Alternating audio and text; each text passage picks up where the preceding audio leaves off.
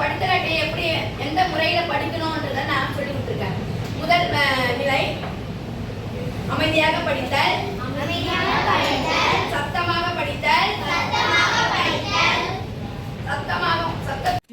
என் பெரிய பொண்ணுங்க வெளிநாட்டுல இந்த தான் படிக்கிறாங்க, பிள்ளைங்க படிக்கிறாங்க. விஷயமே எஜுகேஷன் மட்டும் இல்லாமல் எல்லாத்துலேயுமே கவனம் செலுத்துறாங்க.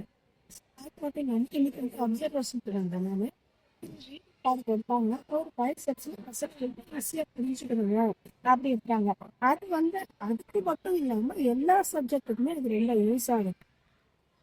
அது மட்டும் இல்லாமல் ரொம்ப பிடிச்சமான விஷயம் அசஸ்மெண்ட் வந்து ஹோம்ஒர்க் எல்லாம் வந்து நோட்டா நிறைய கொடுப்பாங்க. Set 1 set 2. செட் 1 வந்து ஹோம்ஒர்க்காக கொடுப்பாங்க. செட் 2 வந்து அவங்க எந்த அளவுக்கு புரிஞ்சுட்டு எழுதுறாங்கன்றத ஒரு டெஸ்ட், சின்ன டெஸ்ட் மாதிரி வைக்கிறாங்க. அது அவங்க நல்லா இருக்கும். அதுவும் இல்லாமல் ஆச்சாரியால வந்து யோகா, சிலம்பம், மால்கம் வேர் அதெல்லாம் வந்து ஃப்ரீயா சொல்லித்தராங்க. ஃப்ரீ ஆஃப் காஸ்ட்ல சொல்லித்தராங்க. அதுல சில அது இன்னும் நல்லா பண்ற பசங்களுக்கு இன்னும் எக்ஸ்ட்ரா தான் சொல்லித்தராங்க. அது என் பசங்க இது வந்து ரொம்ப பிடிச்சமான விஷயம். இல்லாமல் வித்யா அதெல்லாம் வந்து கொஞ்சம் ரொம்ப குறைஞ்ச கட்டணத்திலேயே ரொம்ப நல்லா சொல்லித்தராங்க. அது வந்து ஹையர் ஸ்டடீஸ்ல என்ன படிக்கணுமோ அது இப்போலேருந்தே கொண்டு வராங்க, ஈஸியாக புரியுங்க. அதனால என் குழந்தைக்கு இந்த ஸ்கூல் ரொம்ப பிடிக்கும். வேற ஸ்கூல் மாறணும்னு நினைச்சா கூட அவங்க போக முடியாது. தேங்க்யூ.